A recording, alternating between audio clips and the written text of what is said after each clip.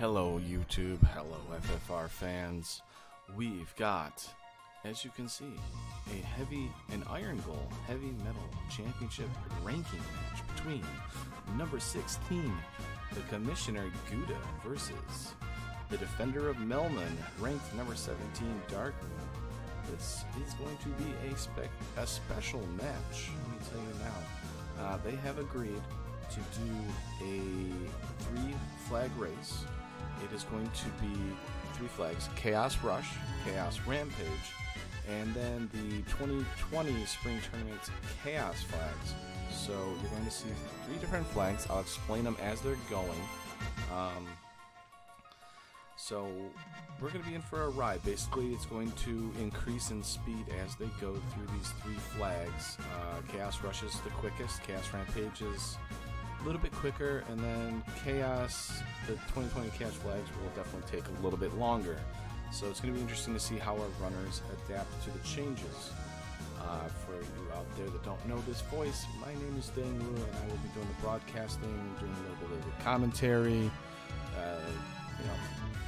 doing the odds and ends to keep y'all entertained. Music's about to quiet down here. We're about to get started here, so enjoy the show.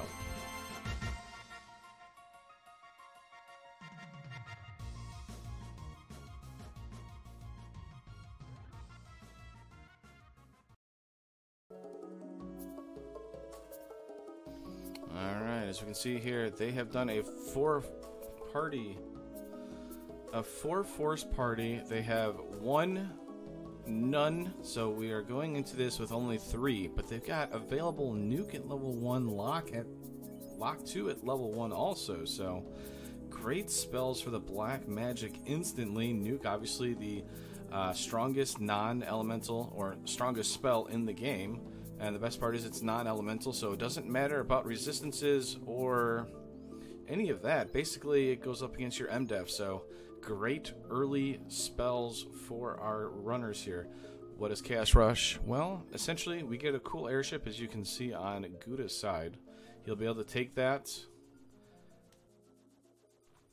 And as you can see here, Darkmoon is going to go check out Temple of Fiends. Now, we get a free loot. As you can see, the orbs are lit. Chaos Rush essentially means gain levels, get equipment, level up, and take on Chaos and the 4 fiends that are protecting. Because it is short Temple of Fiends, that means you don't need loot, you don't need key or anything like that. So this is why it could be anywhere from 15-minute seed to 40 minutes, all depending on how nasty the alternate fiends are, which I'll talk about later. A lot of things, how hard it is to gain levels. I mean, there's a lot that goes into it, and every input you do, every extra fight you take can cost you in this because of how close the competition can be. So the king, after defeating Garland, gives us the canoe, and we also get a power bonk. Power bonk is kind of iffy in Chaos flags. It's kind of good, kind of not. It really depends on what the alternate fiends are. Once again, I'll talk about them shortly.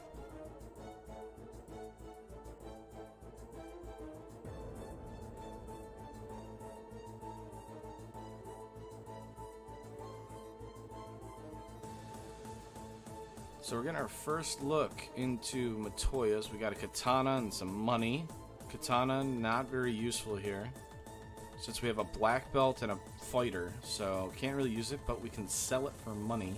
That's always good early on. Both our runners are going to go to Provoca, hang out with Bicky the Pirate. Quad X, that's a pretty good spell.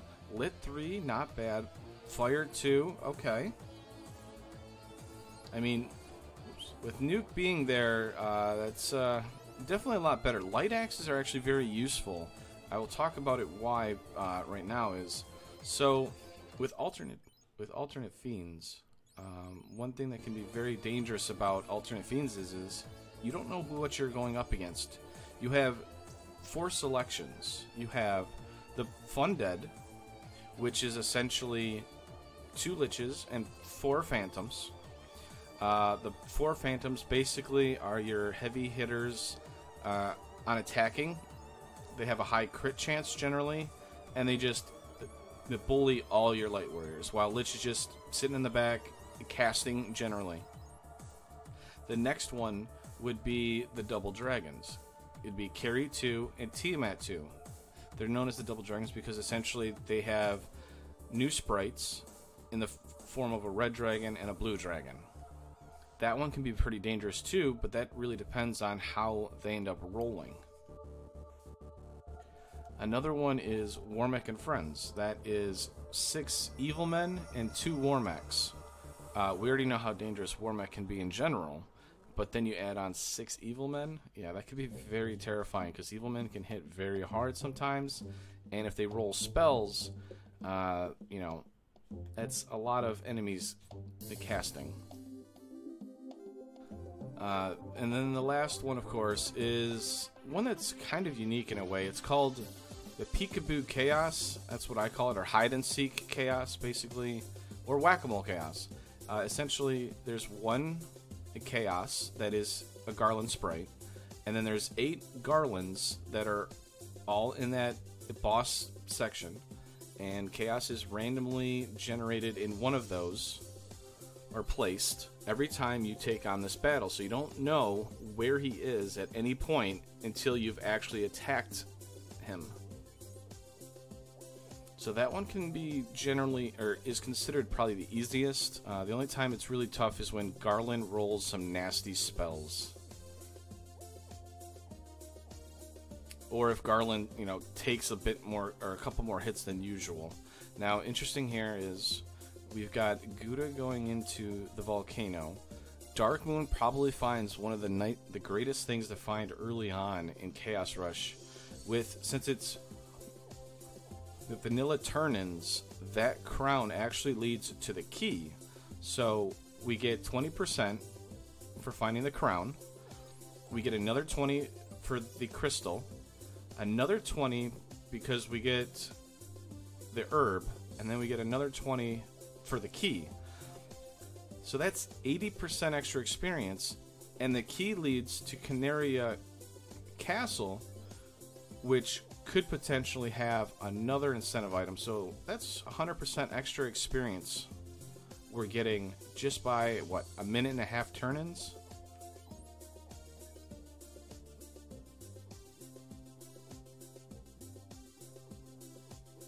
So it looks like Guda on your right-hand side is going to do some grinding now on the sentries. Sentries are pretty good experience, actually. Can be a little tough, though, but it looks like this sentry is rolled low. Darkmoon's going to start doing the crown fetch quest, or the key fetch quest here. Also can check out that spike tiles, or no, he can't check out the spike tiles. He's got to get the key first. But that's another thing is with Chaos Rush, since the encounter table's so low, we want to check spike tiles. That's how we're going to gain levels here in general, unless there's like a very quick encounter 1 that we can manipulate. But generally, spike tiles are very good. Every now and then, I've seen racers actually take advantage of a very early encounter 1 spike or overworld fight and be able to win that way. But generally, the spike tiles are where you're going to go.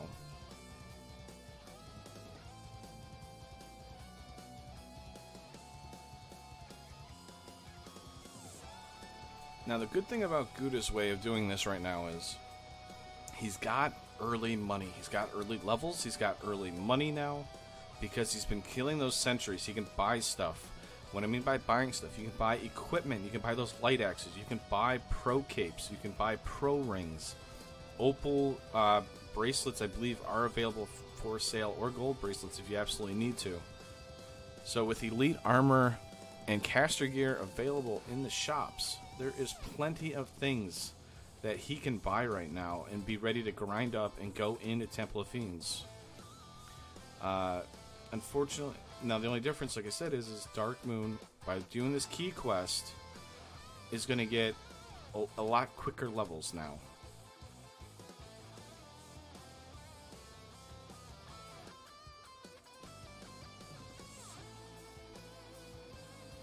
And as you've seen there on the right-hand side, Guda, the commissioner there, found a sun sword.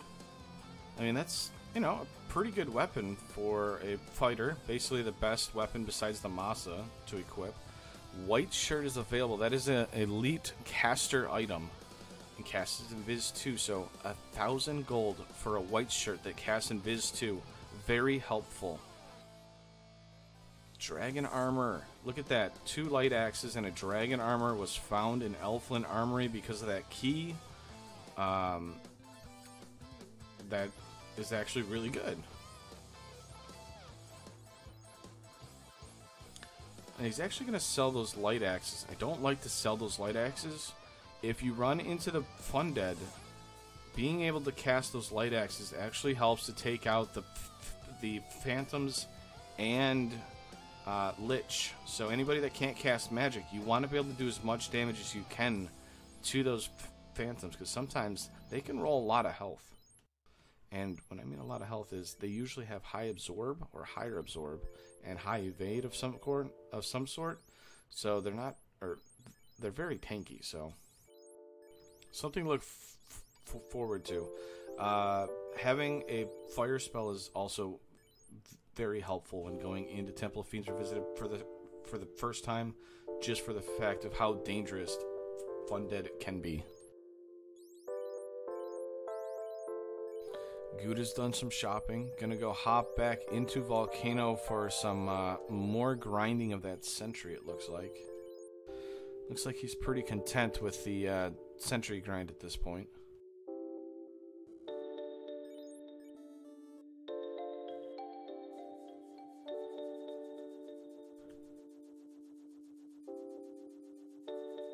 Level 18 already for Guda on all of his characters right now. The question becomes, will he dang off the Xeno and Dark of his party?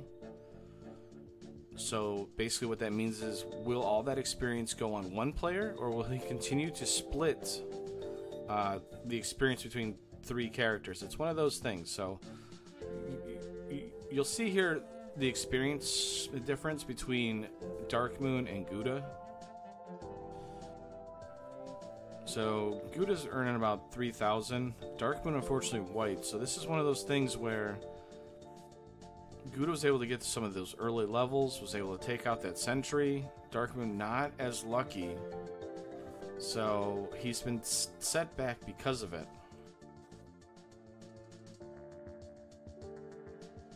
So Darkmoon on your left, level 12. On your right, Guda, that black belt has now hit level 22. That's actually 21 is where black belts actually become decently competent in attacking. They get their 6th hit and generally do okay. But obviously, if you don't know, black belts become really good at 32 because they get an extra 2 hits. And then at 42, they basically become One Punch Man. Because at 42, black belts have 10 hits unbuffed. And as you can see here on the right-hand side, Guda is actually going to try and kill off his other 2 characters here. He's using that lava tile to do 1 point of damage to all of his characters. And then he's going to heal up that black belt and grind on that sentry.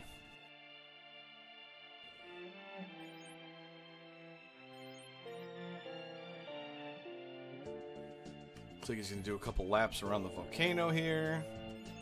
You know, we get his cardio in. And there's ribbons. Ribbons for sale for 2,000 is amazing.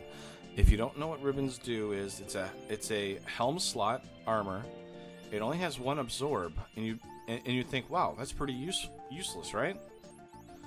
Well, it's actually really good. And unfortunately, Guda forgot to heal, so he went into a fight and had to reset. So back to the ribbons. Only 1 absorb.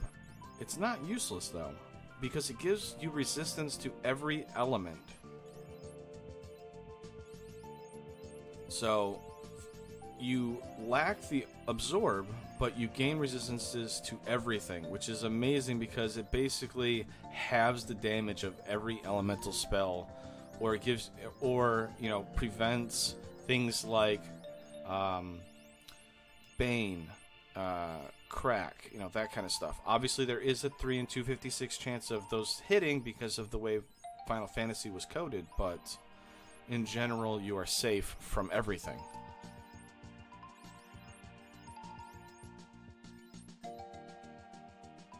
Looks like Darkmoon's going to do some more shopping here. I think he's going to be starting his grind here shortly. Is he going to go back to Volcano, or is he going to look for another spike tile? He had a rough go with this sentry to start. Looks like he's leaving. He's going to try and find somewhere else to grind. Guda on the right-hand side, though. Oh, Darkmoon's actually going to go to Canaria Castle. This is an incentive location. We'll have to see what it's here.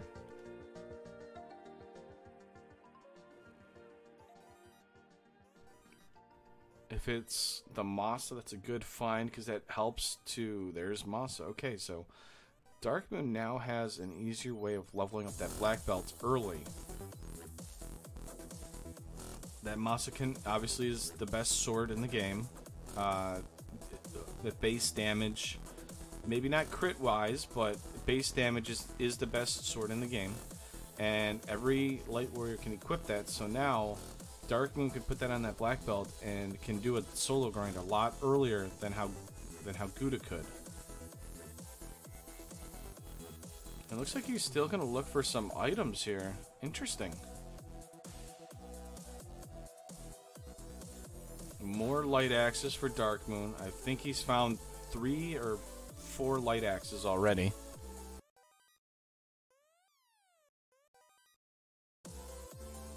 The music just randomly cuts out, so apparently Darkmoon's playing with me. We're using Darkmoon's audio, and he's got it randomly turning off on me. On the right here, Guda is still trying to grind away. Xeno's down to 82 health, so I'm thinking Xeno's going to be taking a dirt nap here shortly, or as quickly as possible, I would think.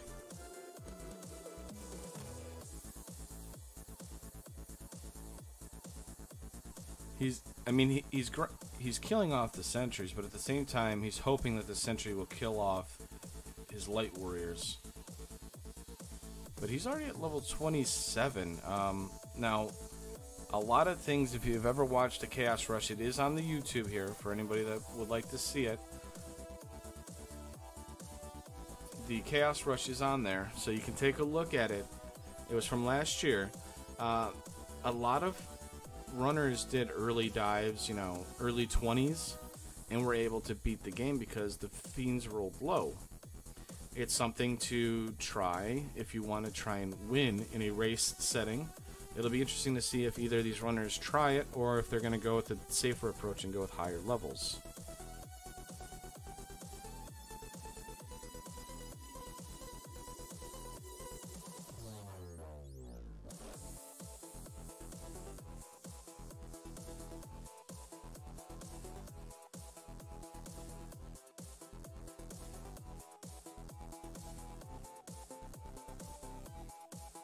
Defense sword, Vorpal, Opal shield. That defense sword can be huge.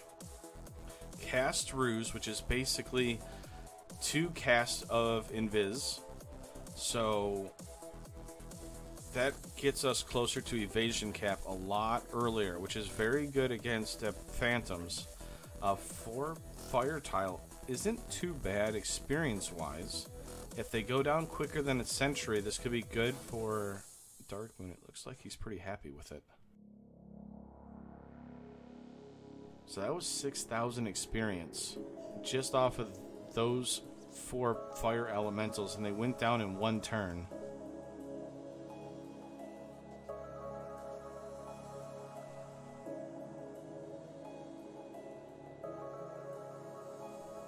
Let's see what this sentry is giving Guda, the commissioner, on the right hand side here. He's doing heal strats. He's trying to kill off Dark.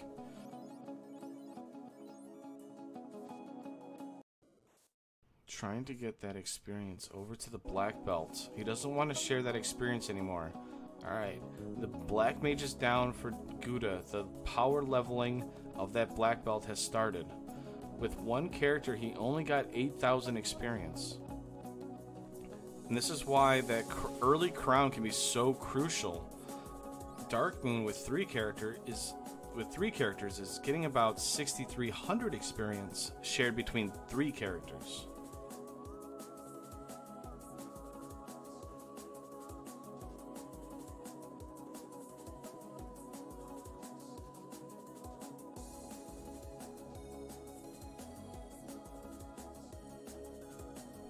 So Guda's level 35. That's not bad. That black belt has 8 shots or 8 hits. Heal potions are getting down. We're at 35, 4, 3. So I mean, we still got a ways to go. He's probably going to go to 42 to get the 10 hits.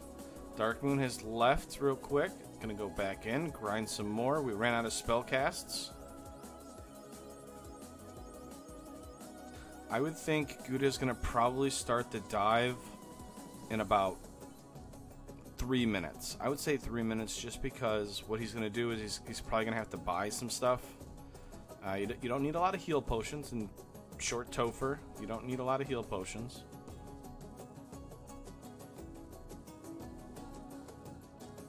Smart move by Guda here to heal before leaving. The reason is he's still got a dungeon to travel through on the way out. You never know what's going to happen.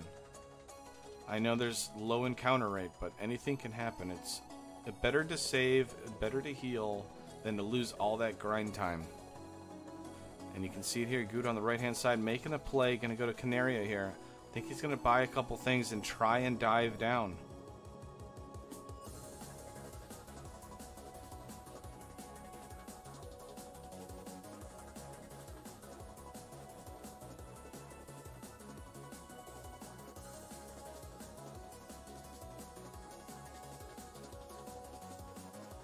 Black shirt for sale. I mean, that's okay. It's not very great though, unfortunately, because our black mage is not promoted. Alright, the commissioner making his way, making the play, gonna go up into Temple of Fiends, says, I have a very powerful black belt. I'm gonna gamble on it. I'm going for it. We're at 20 minutes in, and he's gonna find Tiamat right off the start. Tiamat starts off with nuclear. Ouch. Big shot by the black belt. 19 hits, or a decent amount of hits there. Another double nuclear by Tiamat resets out the commissioner. This is giving Darkmoon time to catch up. Alright, Kraken. We went left this time. This is short Topher, as you can see. Big swing by the One Punch Man by Kraken.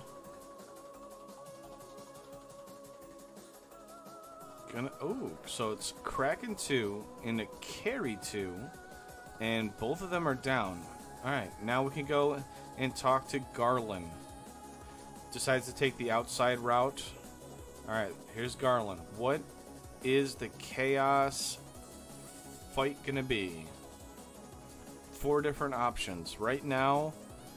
If I am Guda, I'm hoping not to be funded. I don't think he's properly equipped to handle the funded right now. I mean, nuke is great. I just don't know that fighter has enough equipment to attack, and it is the funded. Wow. All right, let's see how strong these phantoms are. He's gonna make the smart play, I think. Gonna try and take out a phantom. Does. Unfortunately, the phantom's cast rub, or sorry, Lich cast rub killed Xeno. Dark is down on Guda's side. We have 2 phantoms left. 160 punch. Another phantom crit for 412. This is why phantoms are no joke. Guda is forced to reset. Is he gonna redive again? He's going back in. Darkmoon's trying to catch up, trying to do a solo grind. He's gonna do what Guda did earlier, so a little bit behind here, but he's trying to catch up here. It's gonna be easier once he's able to kill off those units, because He's got a higher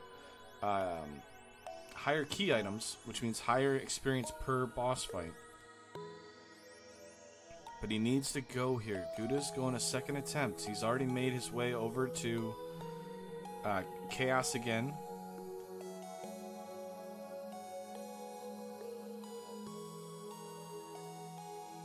Rearranging some items. He's got 2 white shirts available. I mean, he's going to put the fighter up front. The fighter doesn't have much. Iron armor, pro cape. We're going to do white shirts. Now I'm going to cast nuke at this point. We're going to go try evading as much as possible. Phantom just crit.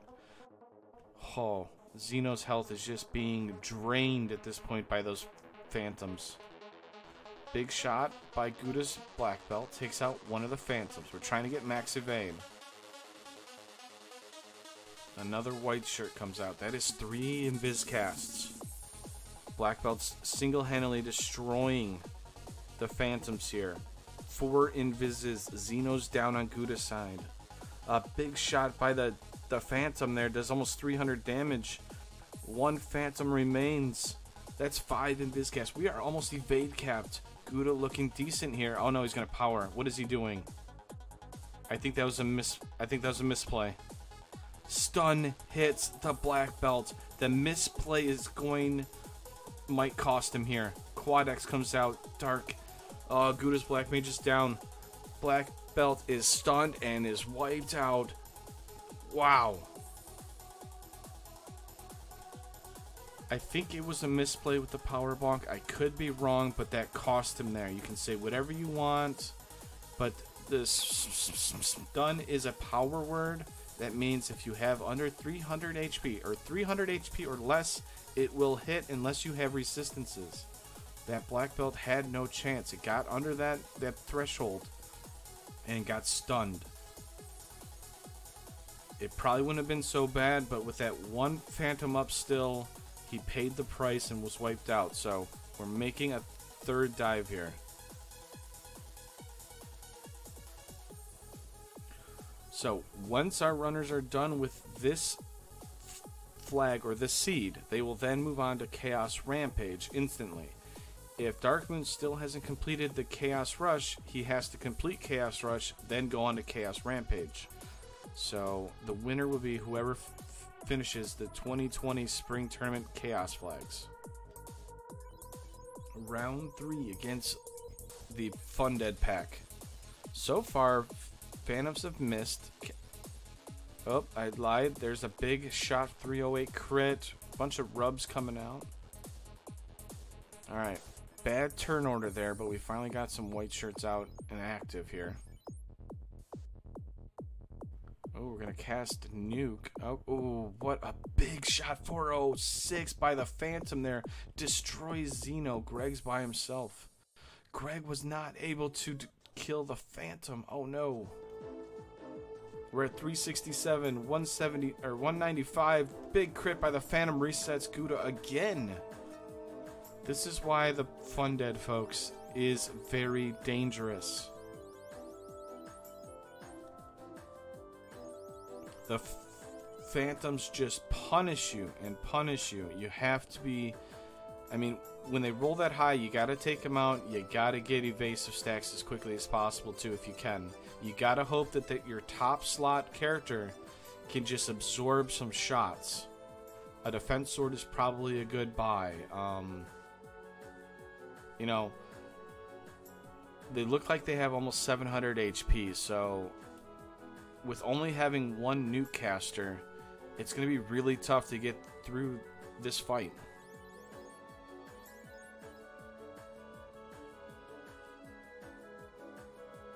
Alright, left-hand side, Darkmoon. The Defender of Melmond gets his first look at it. No reaction, actually. I'm watching his webcam. There was really no action. He is complete concentration here. White shirt right off the bat. I like it. Decent turn order. Nuke comes out. 1, 2 high rolls. More rubs by Lich. Unfortunately, he punches a Lich instead. Darkmoon, you gotta punch the the phantoms here. You're not respecting the phantoms. Right hand side, Guda is trying it again. The liches are down. The phantoms are missing. So maybe he's proven me wrong here. Maybe this is the play to go. Uh-oh. The phantoms are critting through evasion. This is not good. 370 crit on the left-hand side for Darkmoon. This is... Uh-oh. They are hitting now. This is... The phantoms are not playing nice. Big crit for 288 on the black belt. Oh, one phantom left. Oh, no! Has to reset out now for Darkmoon. Right-hand side are also reset. Simultaneous resets. We're on the, what, 6th reset now for Guda here? 2nd reset for Darkmoon? This is just the first seed and we are going into it, folks.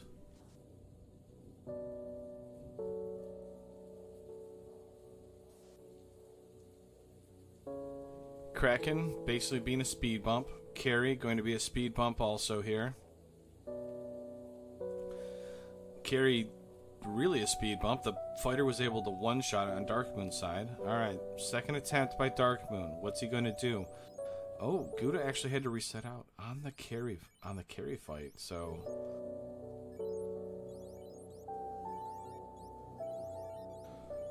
Resets out again. Alright.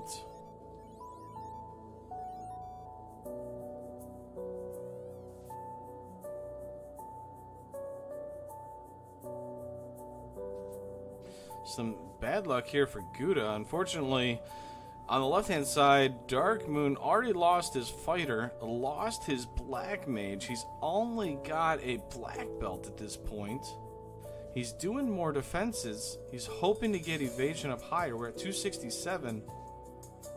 Oh no, the power word stun, as I said, under the threshold gets paralyzed. Once you're paralyzed, you have no evasion stacks anymore. You are free food for those phantoms, and that's what they did. They gobbled them up and spit them out. Reset for Darkmoon. Has to go back in. Guda actually on the right-hand side had a little bit of trouble there. I think there's about a minute and a half. The difference between his last dive in and this, he had to reset a couple times from Carry and Kraken too that were slowing him down. I think there was a zap that went through the black belt's MDef and a couple other unfortunate things, so he's going to try it again. We're going nuke. We're going offense. I like it. Oh, look at these rolls. All high rolls except for one. Actually, the black belt took out the one phantom that rolled low. This was great so far. He's going to attack with Xeno. He's going all offense. I like this call. Stun comes out. Unfortunate. Uh-oh. The phantoms are going to start gobbling him up. Can the nuke caster get it up? No. Quad X comes out, destroys the black mage. Phantoms once again proving that they are the superior battle machine. Great turn order. Guda has a chance. Quad X comes out. Guda raises his head and goes, "Why would you do this to me?" So Lich has two power words, stun and Quad X. Very dangerous. Our runners don't have a lot of ribbons. I believe Darkmoon's the only one with a ribbon. Going to make the journey now on the left-hand side. Going to try and take out Lich. He's doing it again. Darkmoon is punching out the Liches first, which is kind of a good call in some cases since they have the power word. Nuke doesn't roll very good. Guda's trying to catch up on the right-hand side again after barely losing because of a power word Quad X. Nuke rolls by Darkmoon. Two phantoms remain. Is Darkmoon going to take the first game? Oh, big lead, big win. Alright. Darkmoon has moved on to Chaos Rampage. Guda still has to finish up the Funded and then can go to Chaos Rampage. Left-hand side, Darkmoon, the defender of Melmon. Fighter black-red with a nun party member again. The force once again leaves us with a nun. Level 1 nuke for 7 gold. Wow. And if on the right-hand side, Guda is down to 1 black belt and a hope and a prayer, and these phantoms are just eating up that black belt. Says, nice evasions. It'd be a shame if I crit you through it, and that's what they're doing.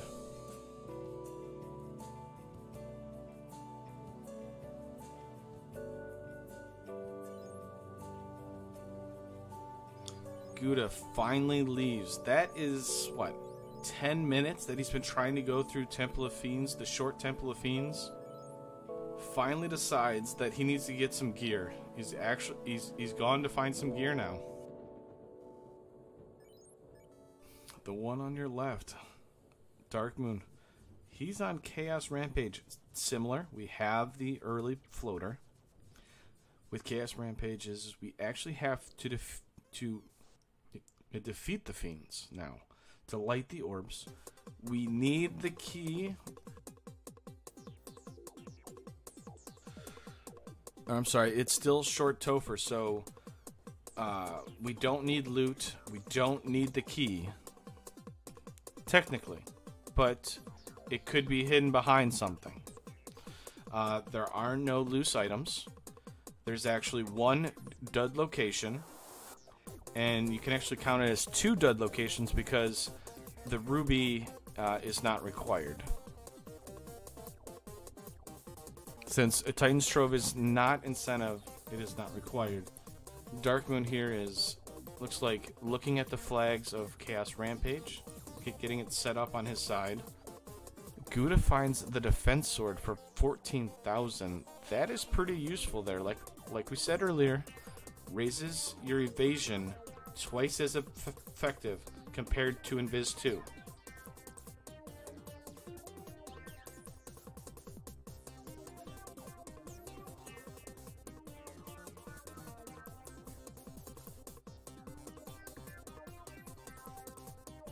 Alright, Guda says, I have the defense sword now. I'm going to use it, and I'm going to dive back in. I found what I needed. No ribbons still, so those power words could be dangerous still.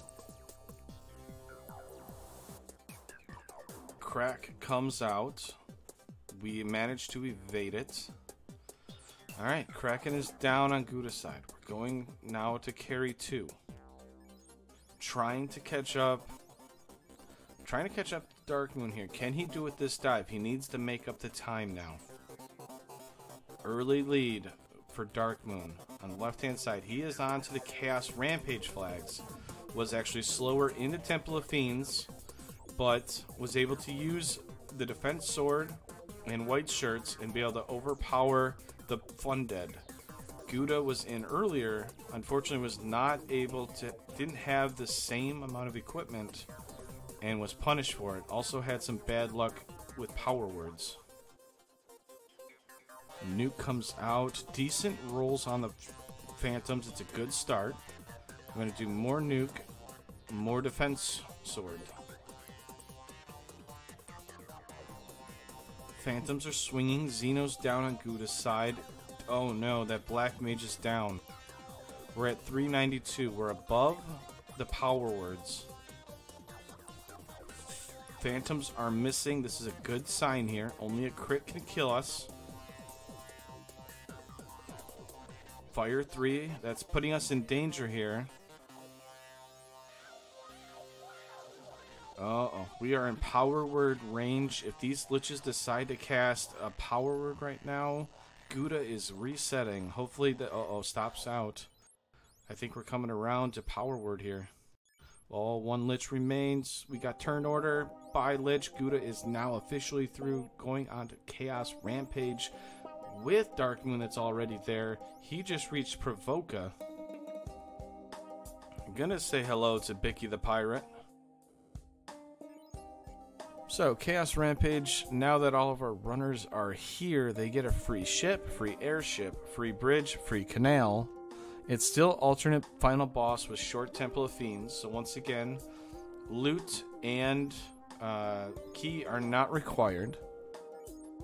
Well, are not required to dive into Temple of Fiends, I should say. But the one difference between Chaos Rush and Chaos Rampages is we actually have to light the orbs this time. We have to defeat the Fiends. So that means rods required, oxyels required, chime and cube are required.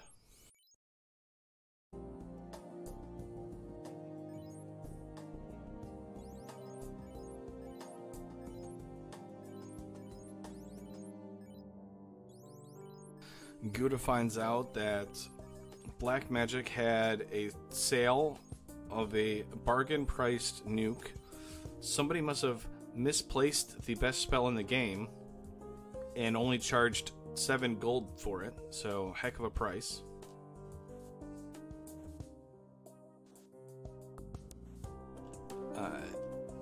Bicky the Pirate, kind of picking on Darkmoon here, but it's not.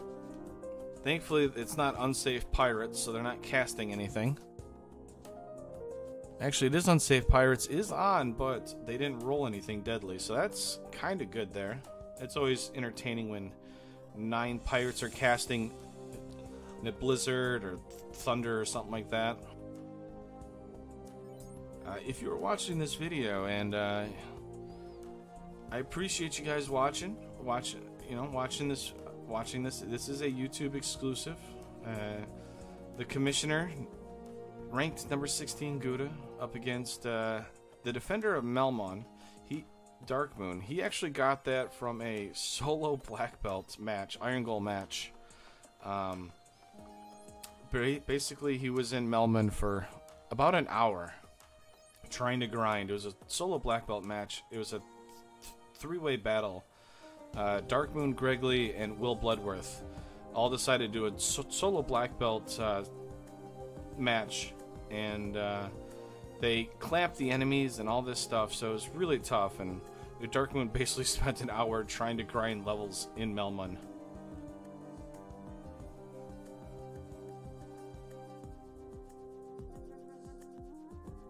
And Guda, the commissioner, he got that because basically he runs the Iron Goal, or the heavyweight Iron Goal championship. So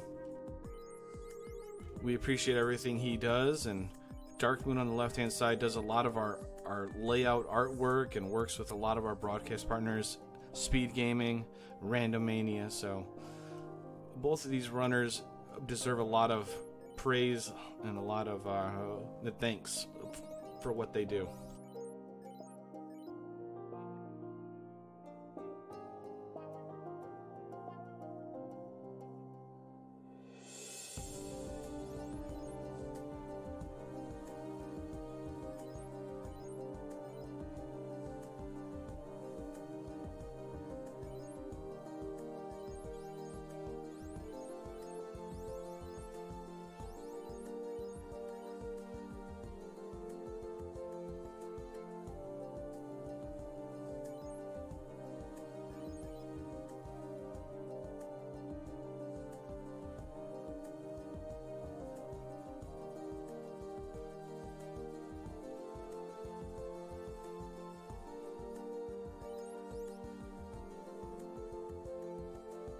A little break in the action. Looks like Darkmoon's actually going to go down. So one thing here is with Chaos Rampages is every Fiend dungeon is incentivized.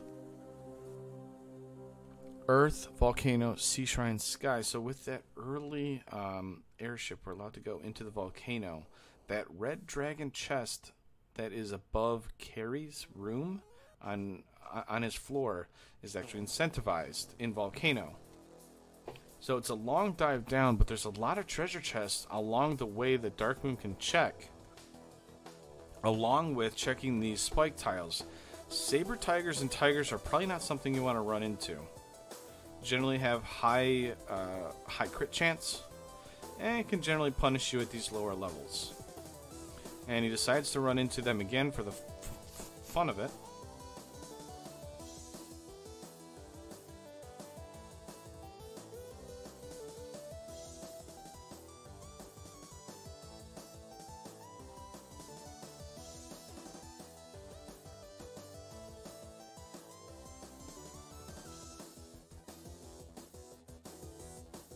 Ooh, ribbon pickup for Dingwu. For Darkmoon here. I can watch his head banging right now as he gets that ribbon. He's either got some really good music rocking, which we can hear, so it's pretty good, Or he's excited about having a cute hat. Ruby pickup for Guda. Not... That is a dud, basically, but maybe there's something good there, like a Masa that's not incentivized. Doesn't even check the Titan's Trove. Wow. The disrespect to the Titan. Earth is incentive, so that is the chest right behind the vampire. Hall of Giants' first encounter is ghosts. Those are terrifying. They have a high attack and they eat up your HP real quick. So, kind of a smart move there by Guda to just leave. But he's actually going to make the dive down, interesting, into Earth. We don't have the rod, I believe, so this is going to be a interesting call by him.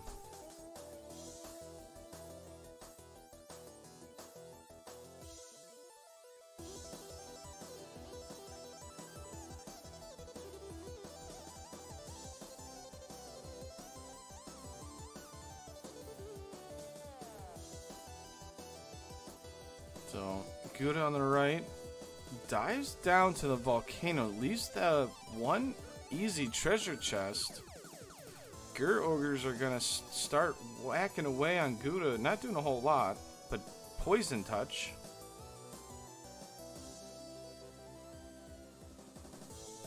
Darkmoon on the left is flying in the air, gonna go to Elfland, see what the spells here are available, maybe see what the item shop has for us. It is the key right away. Nothing's in... Oh, I lied. Canaria Castle is incentivized in here still, too, so nice pickup. If he gets an early rod because of this from Canaria Castle, it gives him an advantage on Guda here for sure. Chime is found in Earth, and it looks like they did find the rod already, so I apologize. So Earthplay by Guda is very well done. He's skipping a lot of chests here. He must be pretty happy. I mean, I'm not saying that he shouldn't be, but I'm kind of surprised by this.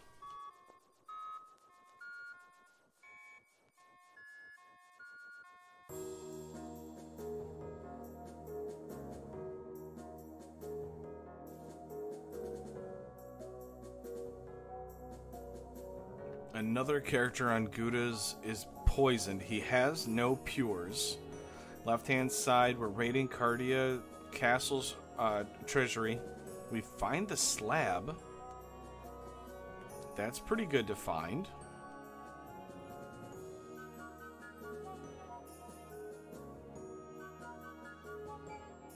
Alright, so our first fiend. We are maybe, what, 10 minutes in for Guda? In this Chaos Rampage, he's gonna go to try and light his first orb. Darkmoon diving down, gonna see what this TNT gives us. Oh, I lied. I thought he had TNT. Instead, he's just gonna raid the dwarves. Blind helmet. Opal bracelet. Wow, that's pretty worth it. Okay, we'll take that. Nuke shot on Lich doesn't kill it. Another nuke shot doesn't kill it. An attack, so Lich refusing to go down. Ink comes out from Lich.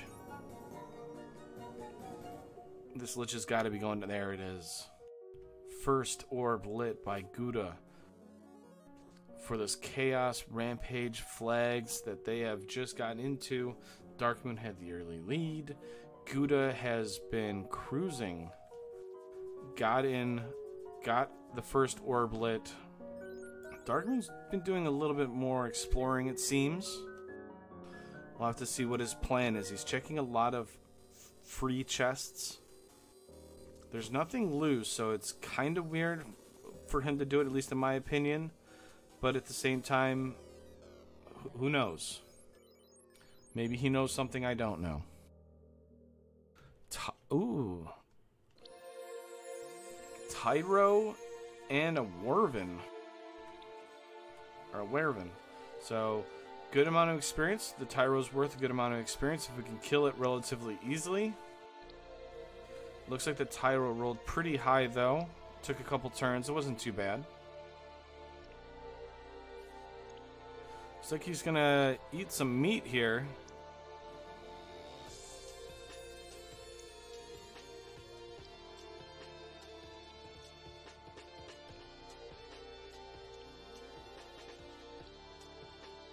So if you're wondering what is incentivized over here that is unique, at least item-wise, it is Power Gauntlet, White Shirt, Black Shirt.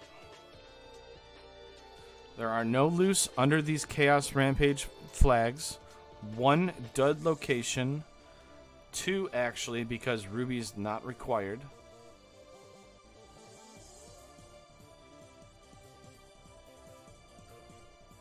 And if you think about it, 3 because you technically don't need the loot.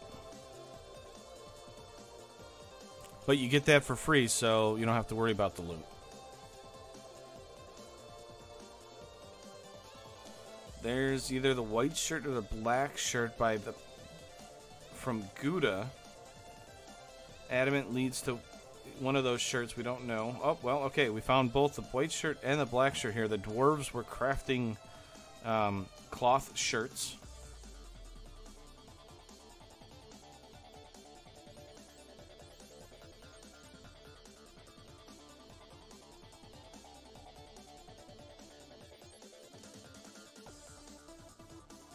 Probably 2 of the most, useless spells, really.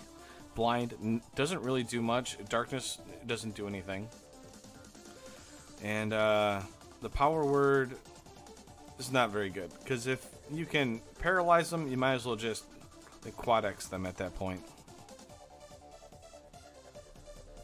Both our runners are doing a Melman high 5. Darkmoon felt like he needed to grind back in Melman again for nostalgia reasons. Gonna nuke some pirates, gain some experience. The Defender of Melman living up to his name. I appreciate it. Had to come back, had to save Melman. You are the hero they deserved.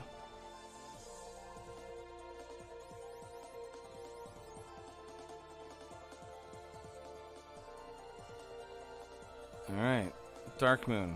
Where's Darkmoon going? Gonna go to check out Sarda, see what Sarda's got for us today. Guda is going down the volcano pathing here. Sarda once again gives us the ruby. I know it sounded like I didn't remember, because I didn't, but... Does Darkmoon check? No, gonna leave the Titan's Trove. Where is Darkmoon going? He's not doing ordeals, right? Because that's not incentive. He thought about it. No, he's going to go to Lefane. Guda's diving down, trying to find maybe a spike tile or 2 to take. Carrie's probably a little bit harder to kill than Lich. We find ice armor for that fighter. Good pick up there for Guda. Gives us resistance to fire spells. Sun Sword. Ooh. And a Pro Cape too. Zombies and Trolls. That's actually a pretty good tile to take here. Unfortunately, Black Mage is gone. See you later with a crit. And on the left here, the Lofanish people, after learning the Lupa language, they give us the herb.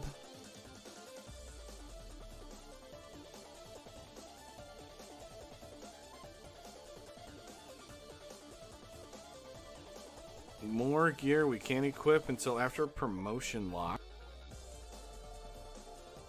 Guda continuing to dive down volcano. Darkmoon just got done doing the Lefanish that I just spoke about. Got the herb. Gonna make his journey back up. Find his airship. I would assume is going to do the herb turn-in. Now, if the herb turn-in leads into Oxyel or Cube, I think he's hoping for Cube at this point.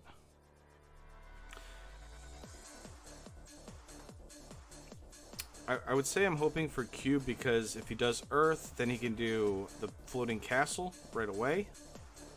And that gives him a lot of experience. But at the same time, maybe it's Oxyel, and he can make his way there, get more key items, and we get a copper bracelet. Zonk! Sorry, Darkmoon. For all that effort to save the prince and revive him, you get a copper bracelet. GG. Go find some more key items. Guda, the long dive down into volcano, finds a crystal. Somehow, our kind old lady, Matoya, made her way down into volcano, maybe tried to save the world earlier, and lost her crystal down here.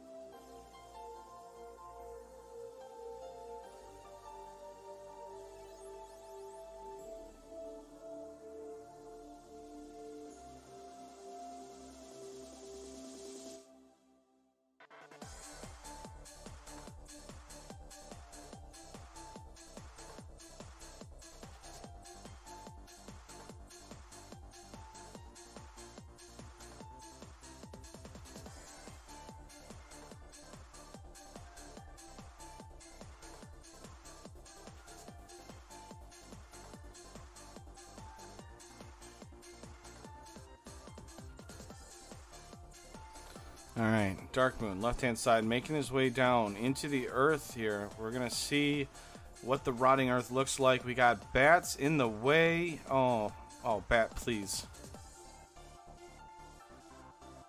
Those darn bats. Guda's traveling the world on the airship. Says, I want to go fast. Look at Mima. Makes a couple drifting patterns and gets rewarded with a canoe that gives us access to waterfall, that gives us access to Onrak, in which we don't have to take the boat to get there. So finding that canoe is pretty helpful.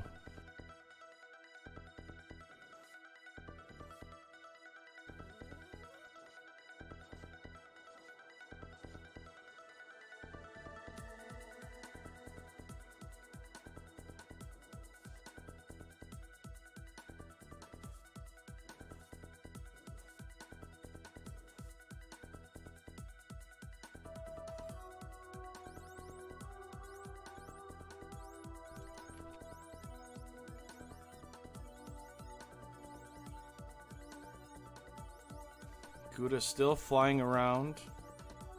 Gonna go talk. Nope. We're gonna go look at the armor shop here. What do we got? Chain armor? Heck yeah.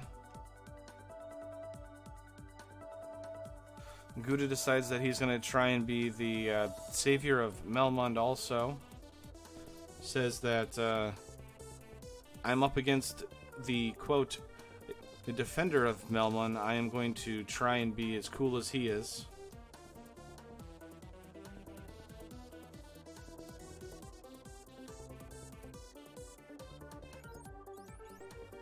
Alright, Darkmoon now has Chime and Cube. Still needs to complete this Earth, so Guda didn't check a lot of Earth. Obviously didn't miss much with this spike tile, which is Hydra's. Is there a good item in here? Masa here would be pretty important.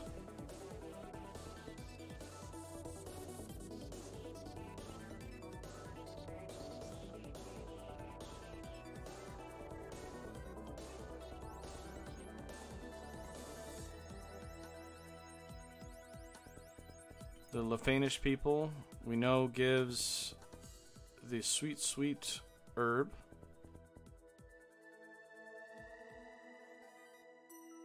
I didn't see a whole lot here found by Darkmoon, so time saved for Guda.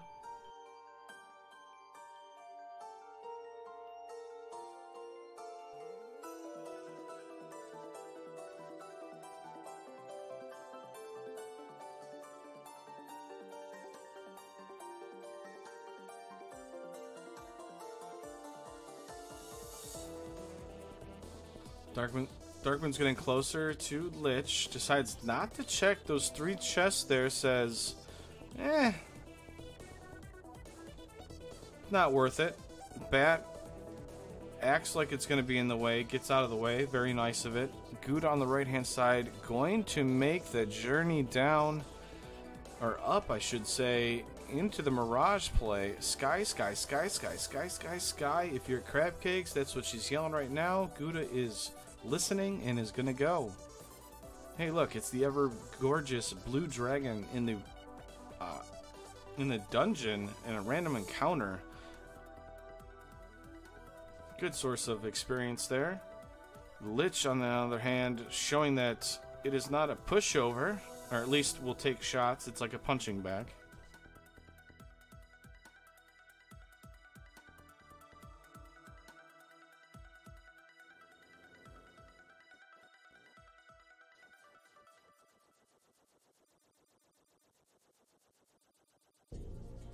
Lich is down. That is the first orb lit for Darkmoon. He does have Chime. He does have Cube. He can go to Sky, Sky, Sky, Sky, Sky if he so chooses. We are missing the Oxyel still. I would assume Sky has it at this point.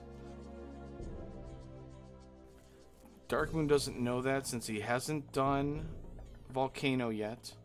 Guda is already done. Alright, well. Actually, I don't think... yeah. So, we're actually checking Cardi Isles here. Darkmoon is definitely hoping for something here. Something to turn the tides.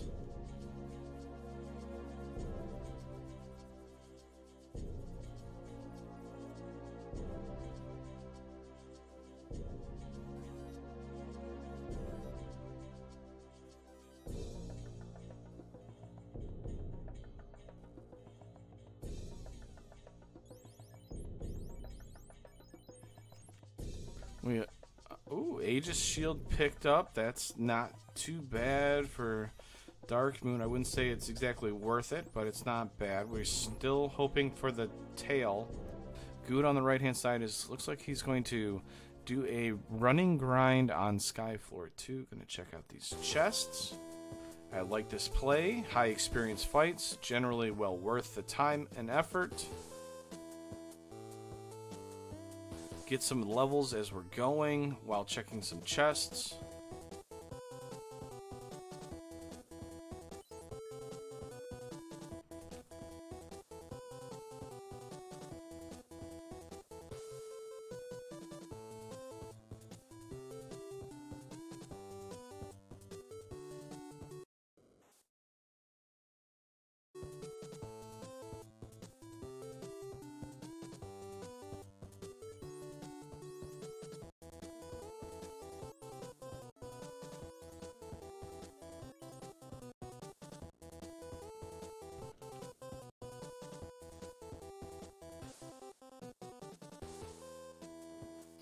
We have finally finished up Skyfloor 2.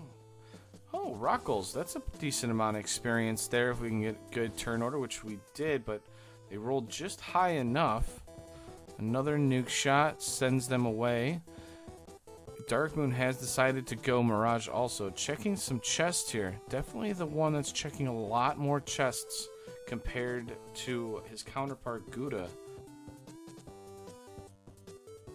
Maybe we should call Darkmoon the treasure hunter after today. I like the play, you know, to check some chests, but under Chaos Rampage though, at some point you just gotta find a way to just go. Especially with Nuke being level 1 like this. You might be able to win with just Nuke.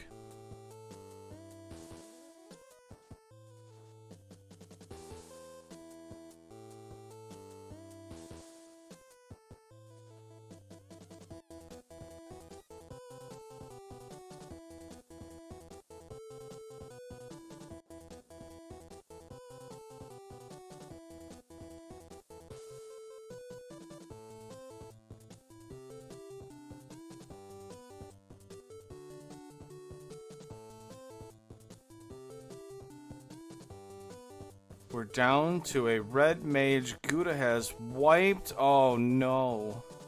actually gained some levels while diving down. I'm not sure how he wiped there. He looked away for a split second, and down goes Guda. Darkmoon, I think, is going to do a slight catch-up here at this point. It's going to be interesting to see how Darkmoon reacts. He's still checking a lot of chests.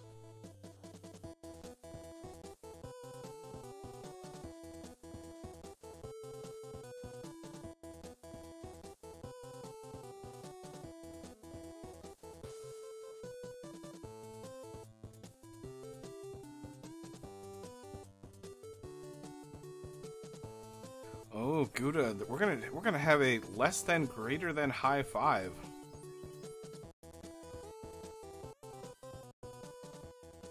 Silver armor, ice shield. Ice shield's not bad, but we already have a flame shield, so Darkmoon's probably just gonna get rid of it. Say, nah, I'm good.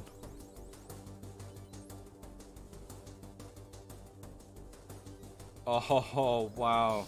Guda misses. This less than greater than wipes out. Going to walk in now to check it, and because of that is going to get rewarded with a masa. Talk about one of the rare cases where wiping could actually save you time.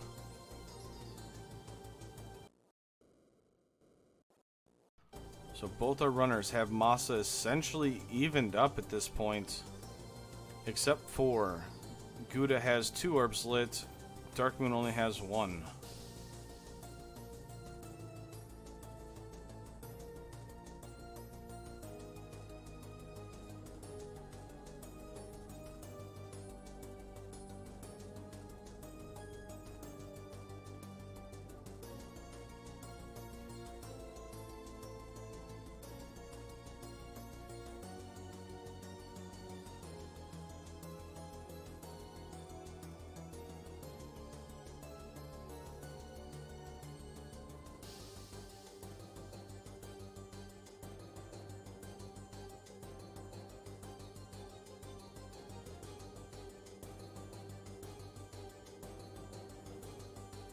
Crown pickup for Darkmoon. Guda has already done the searching on Skyfloor 2, unfortunately wiped after gaining some levels, so this race has just gotten... Oh, what? Wait, what is Darkmoon doing? He's backed out completely, not gonna try and...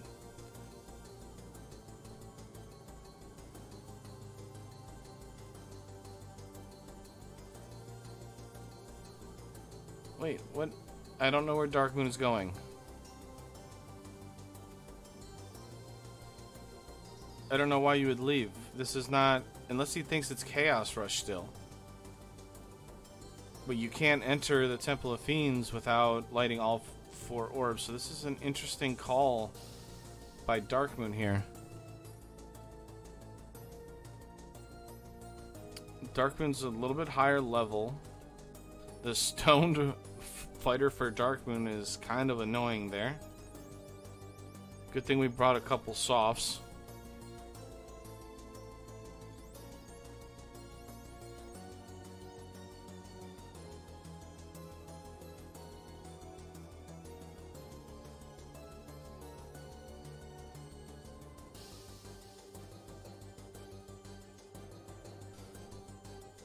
Will we see the patrolling Warmech? Guda's not going to waste any time. Says, no, don't need it.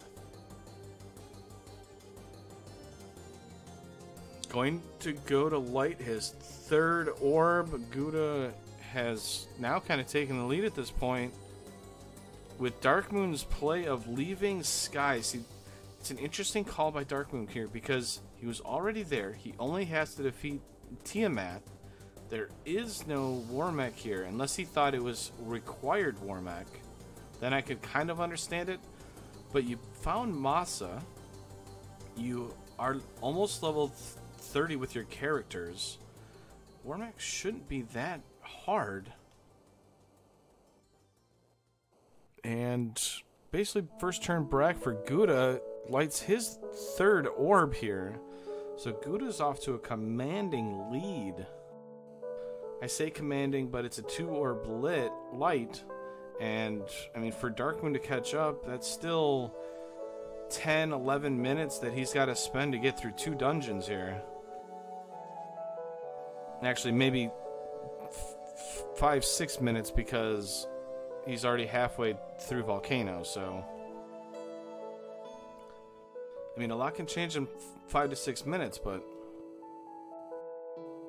You sit back and question why he did it, but at the same time, you know, in his head, and while we're racing, your mentality kind of changes as you're playing, so...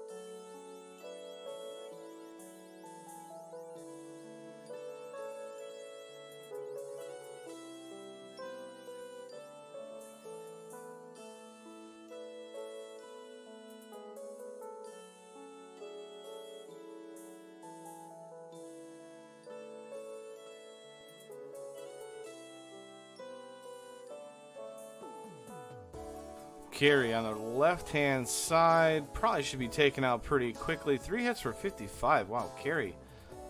Unless I missed... No, that's a very high-level fighter that was not hitting very well. That's a pretty evasive Carry. Still able to take it out pretty quickly. Darkmoon lights his second orb. 1 orb behind Guda, who's about to find his Oxtail here. No, I'm just kidding. It's not there. Guda has forgotten about... He's forgotten about something. We need Oxtail still.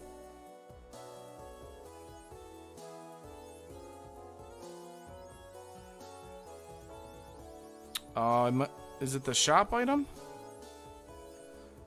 Oh no, we got the robot, the waterfall. So that's probably where he's going to make his way to. He was hoping that's where it was going to be. Unfortunately, it's not.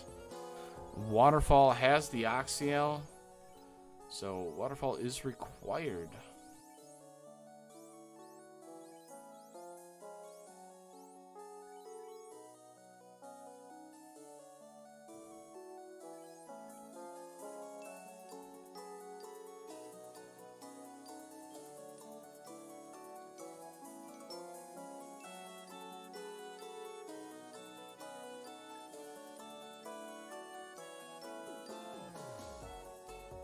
So the biggest tail so far, Darkmoon. Okay, so the canoe opens up the waterfall now for Darkmoon. I mean, the biggest difference so far is Darkmoon went into Chaos Rampage first. Guda's caught up, probably a little more efficient, less checks of chests. It now has an orb lead. Darkmoon was basically on Sky Floor 2, once he got the incentive location, warped out instead of taking on Tiamat. He already had, you know, Masa and stuff like that, so it's not like he wasn't well equipped to take him out, but decides to warp out and leaves the Mirage.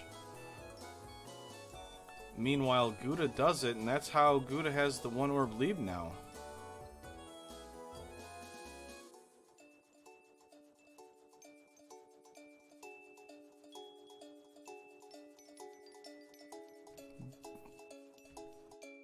Alright, so Darkmoon's going to make the play, go to Waterfall, get the Oxtail for his go mode.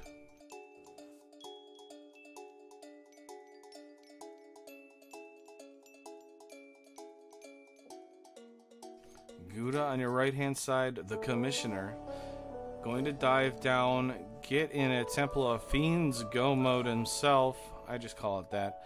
To be completely honest, it's just being able to take on Chaos at this point. Just needs to light this last orb to defeat Kraken 2. And then he can take on the alternate fiends. They've already had a bad taste of what the Fundead could do in Chaos Rush. Will we get another Fundead? Will we get Warmech and Friends? Will we get Hide and Seek Chaos? Or Whack-A-Mole Chaos? Or will we get the Double Dragons? Carry 2, Tiamat 2. 4 different options. Ooh, interesting. There is a way sometimes that the robot will make its way over. Might have been interesting to hold there for maybe a split second, see which way the robot goes. Kind of a gamble, but it could have saved him time. That I'm talking about Darkmoon on the left-hand side. Doesn't matter.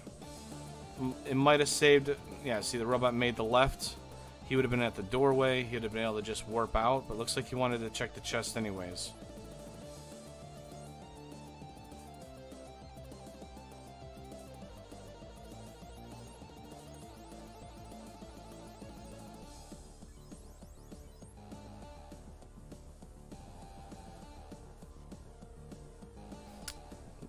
Darkmoon is now in go mode. Guda, once again, I'm kind of rehashing what's going on here. Guda's 1 orb away from light, or for being able to enter Temple of Fiends to take on the alternate fiends. So about a 2 dungeon lead here, because Darkmoon still has to do Sky, still has to do Sea, which he's doing right now. Kraken blazing Guda here. Thunder comes out. These are high level skills. Oh boy, Masa's not doing a lot. Guda's got to be sweating. 1 hit, 1 damage. Hold hits on that fighter. Oh no. Big swing by Kraken forces Guda to reset. Darkmoon gets the wipe that he needs to get himself closer to Guda. Oh boy, these fiends are not playing around, folks. At least Kraken is not playing around. Guda's actually leaving, going mermaid side. I'm not sure what he's going for in this case. Power gauntlets, I think they already have. They have the white shirt, black shirt have been swapped now. They're no longer known as that. There's a dark hammer. And there's tail for promotion. So I guess that makes sense too. Maybe they want to promote. I'm not sure what's locked out to them that they would really want. Oh, well, I guess gear-wise, you know. I mean, we've got Dragon Armors. We've got Aegis Shield, so we definitely got the armor available for our knight once we promote, so kind of makes sense. We got some hype music going on here because this race is slowly caught up here with that Guda wipe.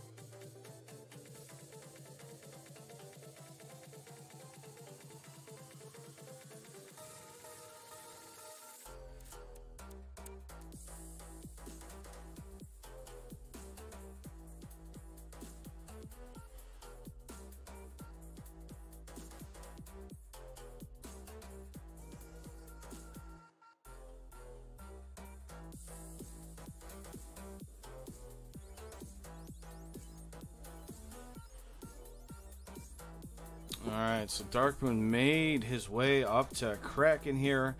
Guda has already wiped. This allowed Darkmoon to slowly catch up, but still is a dungeon behind. Hold misses on that top fighter. He's going Brack strats. Can we Brack? Yes, we can. We can Brack the Kraken. Darkmoon, the defender of Melmond, living up to the name, the defender of Anorak now, able to save them. Bracks the Kraken, one orb behind.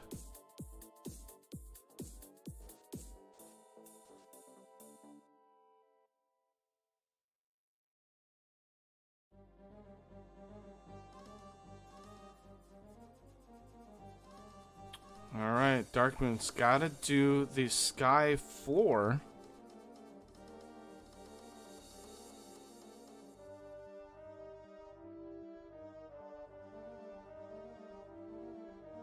Going to promote. It's kind of on the way, so it's kind of good here. Both of our runners are in the 30s plus. So that Masa, actually kind of good here for Guda. About one level short of having that 6th swing on that Masa wielding fighter. Brack comes out. We're trying to do the same thing Darkmoon did. Ineffective. We are back to trying to beat our head against Kraken here. More Bracks. There it is. Turn 2. First turn. Able to Brack the Kraken. Guda has officially lit all 4 orbs. Can he make short work of the alternate fiends? He spent almost 20 minutes in Chaos Rush trying to take on the alternate fiends, which were the Fundead. Can he do a better job of this? This allowed Darkmoon to catch up, allowed Darkmoon to go into Chaos Rampage first. Obviously, Guda's done a little bit better being efficient-wise in Chaos Rampage, able to take the early orb count lead. Darkmoon is trying to catch up. Like you seen earlier, Guda had that wipe. So now, in this situation, if you're Guda, what do? Do you search for more gear?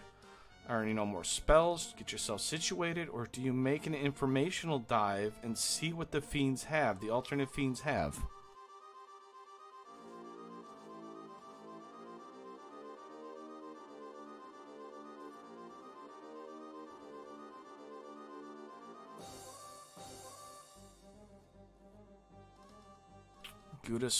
Darkmoon slowly catching up here. You can see it's Sky Floor 2, Sky Floor 3 now.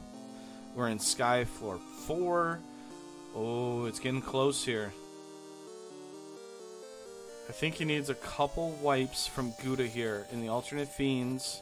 And if he can make short work of the alternate fiends, we could be tied going into the Spring Tournament 2020 Chaos Flags.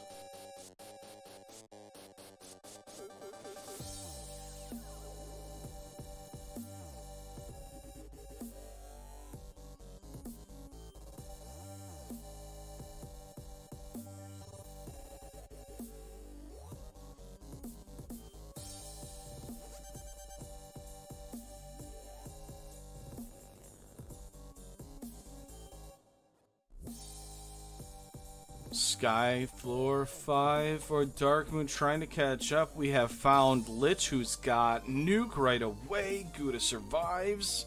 3 hits for 284. Lich is still not down. Nuke comes out. Will this finish off the Nuke wielding Lich? Yes, it does. Brax coming out for Darkmoon trying to catch up here. Will Brax be able to punch Darkmoon through? No. Unfortunate. Going to turn 2 for Darkmoon. Trying to catch up here.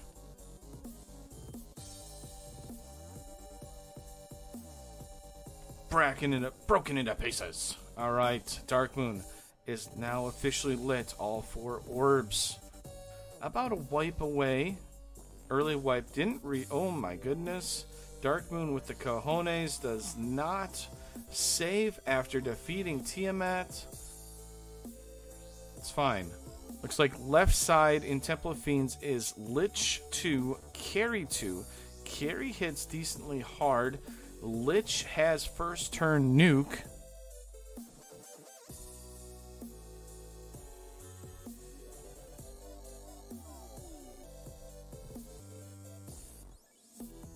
Stop comes out, hits the red mage here. The knight wielding, or the Masa wielding knight, is not really punching through much of that armor of Carry 2. 9 hits on that Carry 2, almost 400 damage with that crit. Guda is at the, oh my goodness, 28 damage, is able to take down Carry 2. Wow. What a great fight that was. So Guda now able to take on the alternate fiends here. Darkmoon has slowly caught up. But he's got to go through the same thing Guda just went through.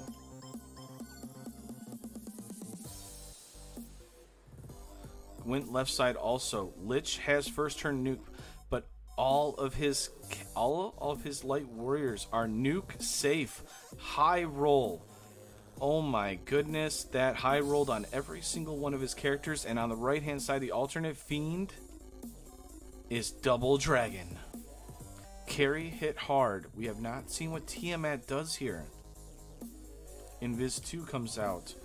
Tiamat is pretty evasive. Carry one-shots, and we've got a fasted Tiamat?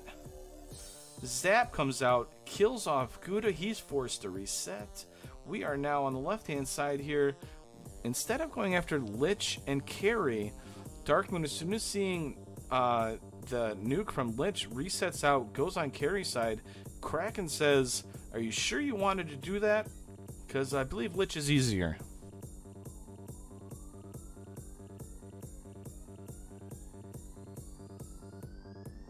Guda leaves after wiping to the double dragons.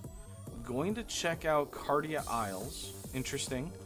And Darkmoon is actually going to go back to Kraken side. Because the weird thing of it is I would take Lich. I don't understand why you wouldn't take Lich. It's just nuke. I mean, all of our light warriors are over 400. So even with a max roll nuke, all of our characters live. And that's what he's doing. He's finally saying, you know what? I don't know why I ran away from it. Lich doesn't do the first turn nuke. We got lucky. We get through. Now we're on to Carry 2. Carry 2 hits pretty hard.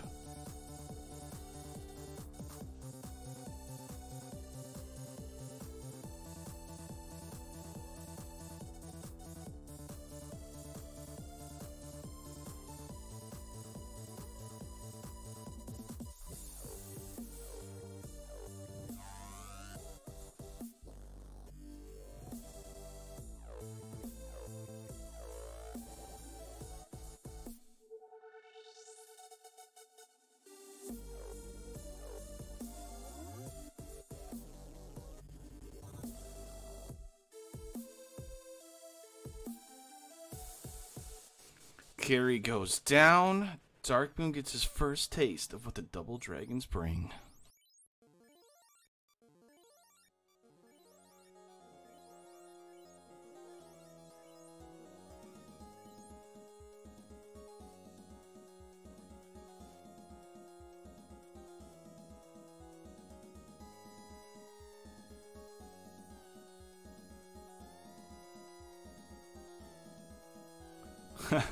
Darkmoon looks at it and goes, double dragons. I've seen Carry. Carry hits hard.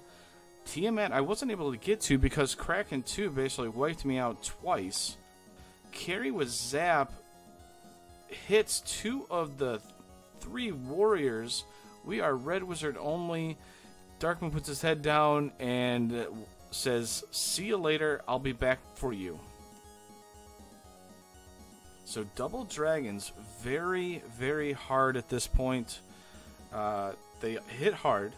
There is a fast that Tiamat has that's early. I think if turn order's bad, it could be really bad. If Tiamat goes first and fasts that the carry, that could be very deadly. I haven't seen Tiamat's attack strength yet, since both runners have wiped out essentially at the early parts of the second encounter, or the second turn, so it'll be interesting here. Unfortunately, Fade is available for that Red Wizard. Cure 3, but I mean, obviously we'd rather have Cure 4.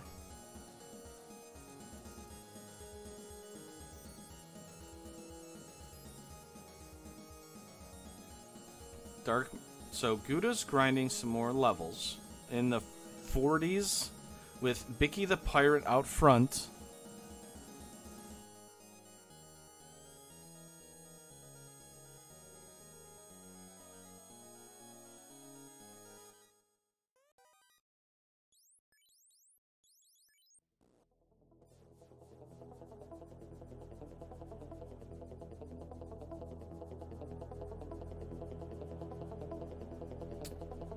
The Defender of Melmon, I believe he's going to dive back down. I don't know, but Guda here gaining some massive levels here on that Fighter Red Wizard.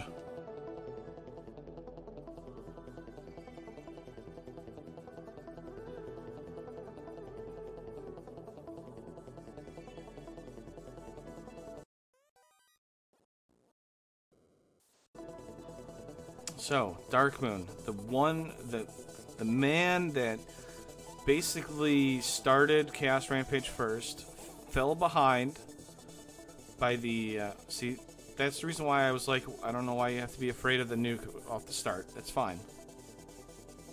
But Darkmoon, who fell behind, the ever-efficient Guda, at least in this seed, was able to take the lead. Couple wipes, Darkmoon was able to catch up. It's been a yo-yo, a back-and-forth battle here so far in this Chaos Rush into Chaos Rampage. We have a double dragon that is the alternate fiends here, and they are giving our runners trouble. Carry swings hard, as you're about to see. That's a pretty decent shot on a knight that's pretty well equipped. And if Carry gets any crits, and we know that Tiamat has first turn fast, and also I should say that Zap has been eating up our runners also. Guda's wiped out of it. Darkmoon's kind of in a bad spot right now. It's not terrible, but in a slightly bad spot.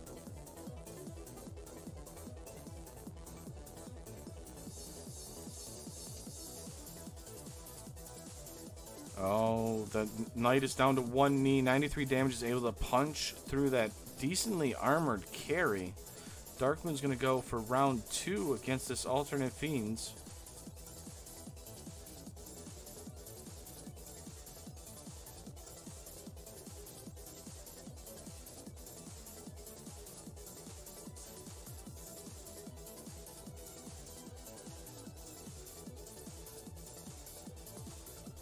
Guda, after grinding, is going to take a look, get some Invis 2 cast for that Red Wizard. I like that play.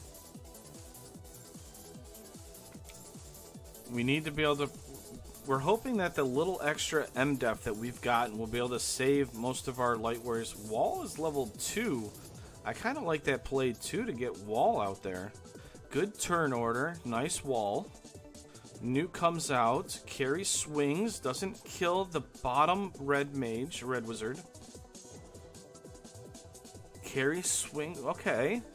So we have just enough armor as long as Carry's not absorbing. Nuclear comes out from Tiamat. Oh no. Alright. What are we doing here? Are we going to start getting that knight up? Yep. We're going to rely upon that knight at this point. Can the knight survive? Can the knight do it solo? Needs to start swinging. I think you need to kill Tiamat. Oh my goodness. Tiamat hits hard, just as hard. Oh, wiped out. Darkmoon has to reset out.